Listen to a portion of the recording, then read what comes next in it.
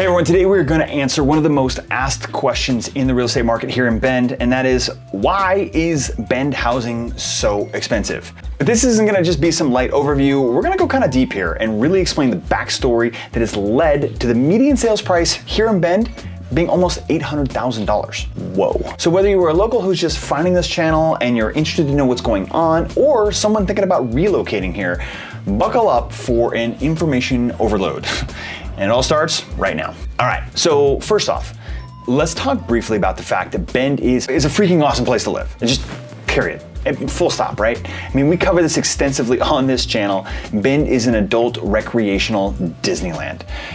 There's just so much to do here, it's absurd. I don't need to spend a ton of time on this fact because you probably already know. But from the wintertime activities with Mount Bachelor just a half hour up the road to a plethora of summertime activities, it's just ridiculous. So you can find a ton more info on these activities on our channel. I'll probably put a little tag up there or something, whatever. Just go do that when we're done here, all right? Now, I say all that to impress upon you that Bend is a very desirable place to live. I mean, it regularly lands on top places to live lists, and people from all over the country desire to live here and live this lifestyle. So they do. They move here. A lot of demand. But here's the thing, nobody cares that you were here first. Honestly, this is a phenomenon that we see almost every day. Somebody moves here, they decide they like it, of course, and then they turn around and say that other people should stop moving here. Then the local who was born here turns around and says, well, then you should leave too, because you've only been here for like 5 years and I've been here for 30. Guys, enough. Bend is great. Everyone's welcome if you can afford it. And that's kind of what we're talking about. So that creates a ton of demand, right? So if we were in all agreement on the fact that people want to move here, and they do, let's talk now about why the supply side of this equation has sucked. Now, there are actually a few different reasons that compound on top of each other. The first is the land use structure here in general, in the whole state of Oregon. This is important to really know and understand. Back in the 80s, Oregon moved to a UGB structure. This means that neighborhoods must be built within the city limits. UGB stands for Urban Growth Boundary, which is basically the city limits, that's the boundary. So you can't just throw up a neighborhood on the outskirts of town where the land might be cheaper. Well, would be cheaper.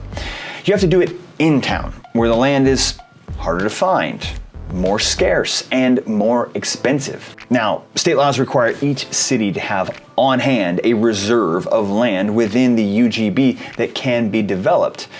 But it isn't much.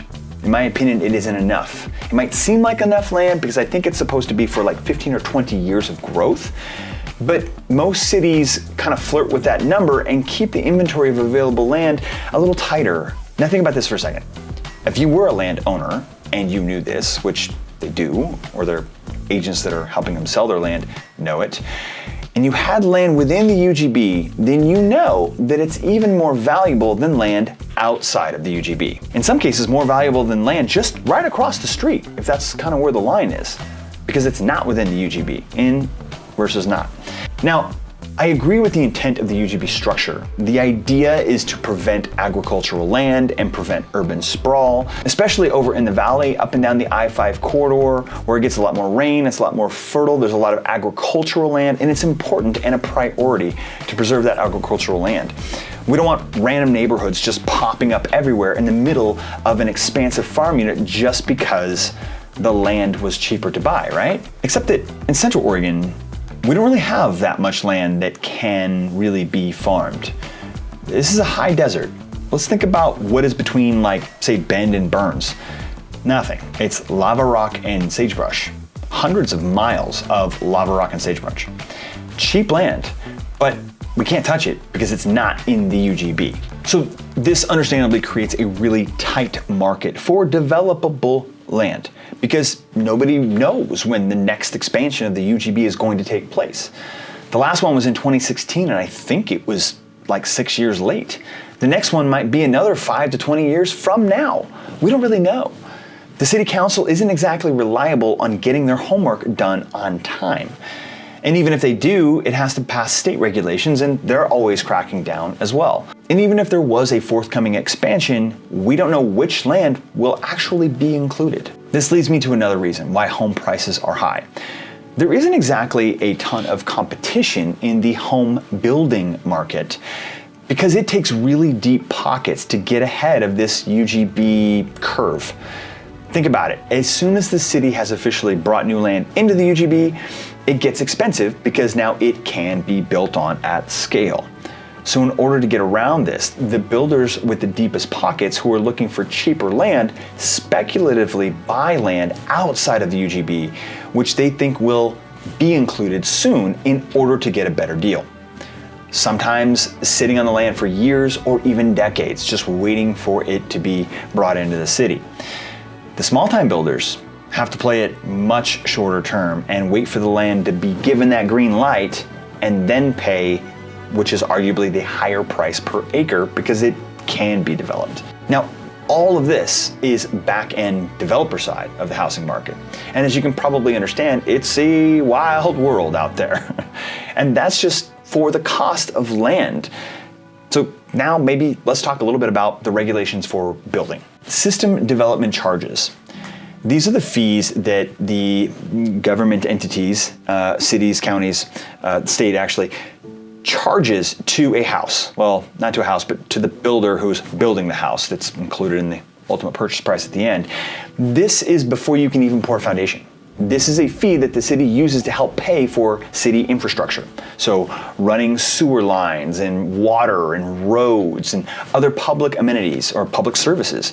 In Bend, a ton of money goes to Bend Parks and Rec. Now, these fees change regularly, meaning they go up. And they actually just adopted a new methodology of configuration for how much each lot pays, because it used to be kind of the same. But now STCs range on average from $25,000 to $45,000 per home. This is something that a builder will just tack right onto the purchase price right off the bat. Now, there are other code compliance things such as fees for cutting down trees on lots and even newer codes that make building harder and more expensive for energy compliance standards. Not only that, but the city permits in general can take months to get approval, slowing construction timelines down further. All right, clear as mud? I told you we were going deep. Let's move on. Because of these issues so far, it's important to understand that we are massively behind in building homes. I mean, we are behind by thousands and thousands of homes alone just here in Bend. Two more things, I think. The city here in Bend hasn't always helped. We have already talked about STCs and the UGBs. You're getting to know these acronyms, right? But infrastructure in general also hasn't kept up. This isn't a new issue. This is an issue that has been compounding for decades, plural, 20, 30 years. There are still parts of Bend where homes are still on septic because sewer isn't available. Now, not many, but heck, only 10 years ago, most of the southeast side of town was largely septic.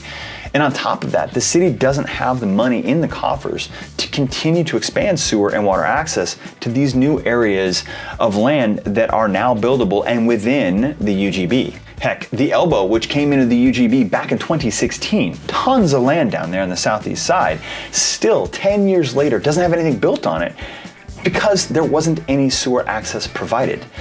Only a few months ago was the South Sewer pump station finished, which provides now access for new construction homes down there.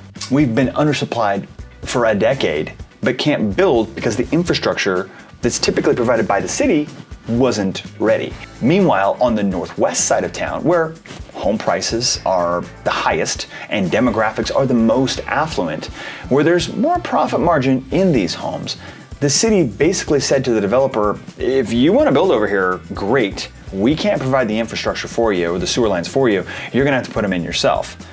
And the developers actually banded together and did just that. Again, this is where homes are selling for well north of $1 million.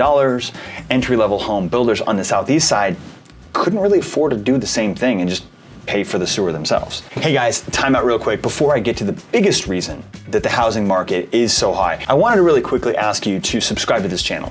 See, we talk about everything Bend and Central Oregon from recreation to real estate, and we try to provide as much value and insight as possible. So please give it a sub and be sure to hit that little bell notification so you're notified when we're doing our next video.